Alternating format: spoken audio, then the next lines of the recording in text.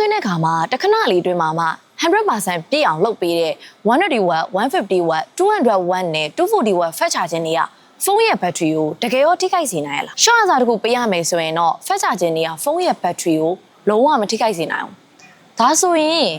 ဘယ်အရာတွေကဖုန်းရဲ့ battery ကိုထိခိုက်စေနိုင်တာမထိခိုက်အောင်ရောဘယ်လိုမျိုးအသုံးပြုကြလဲဆိုတာကိုဒီဗီဒီယိုမှာတေချာလေးပြပြပေးမယ်ဖုန်းတစ်လုံးရဲ့ battery ကိုထိခိုက်စေဖို့အတွက်ဆိုရင်အဓိကက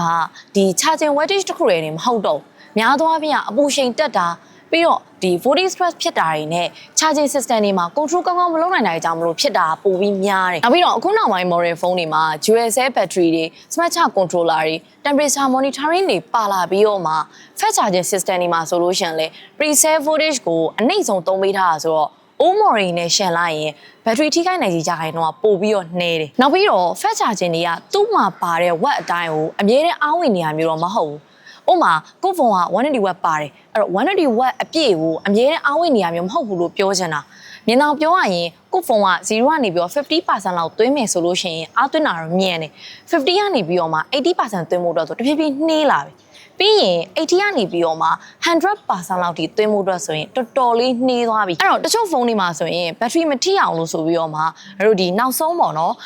80ကနေပြီးတော့100% သွင်းတဲ့အချိန်မှာလုံးဝအားကိုနှေးချပစ်လိုက်တာပြီးတော့အားဝင်ကိုရက်ပြည့်လိုက်အောင်လို့လုပ်လို့ရနိုင်တဲ့အထီကို system တွေပါရှိတယ်ဒီနေရာမှာဒီဗီဒီယိုကြည့်နေသူတွေတချို့ကတော့ပြောကြလိမ့်မယ်ဖုန်းရဲ့ fast charging က battery ကိုမထိခိုက်စေဘူးလည်းပြောသေးတယ်သူတို့ကိုယ်တိုင်သုံးတော့ကြတော့ထိခိုက်နေရမျိုးပြောချင်တာ right ပေါ်မှာပြောခဲ့သလိုမျိုးပဲဖုန်းရဲ့ battery ကို fast charging ကထိခိုက်စရာမျိုးမဟုတ်ဘဲနဲ့တချို့ထိခိုက်စေတဲ့အကြောင်းရင်းတွေကြောင့်မို့ထိခိုက်တာနားချုပ်သွားလာတော့မသိဘူးရှင်းအောင်တေချာလေးပြပြပေးမယ်ပြောချင်တာကကိုယ့်ရဲ့ဖုန်းကိုအားသွင်းတလန်းနဲ့ဂိမ်းဆော့နေရမျိုးတွေပြီးရင်အားသွင်းအားသွင်းကောင်းတွေကိုဈေးပေါ်တာတွေသုံးနေရမျိုးတွေကိုယ့်ဖုန်းရဲ့ battery က single cell အသေးလေးတွေဖြစ်နေရမျိုးတို့ပြီးတော့တစ်နေ့လုံးကိုယ့်ဖုန်းရဲ့ဒီ fast charging နဲ့ပဲခဏအားသွင်းနေရမျိုးနဲ့အားကို100ပြည့်ရဲ့အထိကိုအမြဲတမ်းသွင်းနေရမျိုးတွေကကိုယ့်ဖုန်းကိုပို့ပြီးတော့ထိခိုက်စေနိုင်တယ်ထပ်ပြောချင်တာကဒီ battery ကဖုန်းရဲ့ fast charging ကြောင့်မလို့ထိခိုက်တာမျိုးမဟုတ်ဘဲနဲ့အပူဒဏ်ကြောင့်မလို့ထိခိုက်တာပူတဲ့ပတ်ဝန်းကျင်မှာပဲဖြစ်ဖြစ်ကိုယ့်ဖုန်းကိုပူတဲ့အထိသုံးတာပဲဖြစ်ဖြစ်အဲ့လိုချိန်တွေမျိုးမှာကိုယ့်ဖုန်းက fast charging မပါဘူးဆိုရင်တော့80 watt နဲ့သွင်းမယ်ဆိုရင်တော့ battery ကပိုပြီးထိခိုက်စေနိုင်တယ်တစ်ပတ်မှကြာရလဲကိုယ့်ဖုန်းက charging speed ဘလောက်ပဲမြန်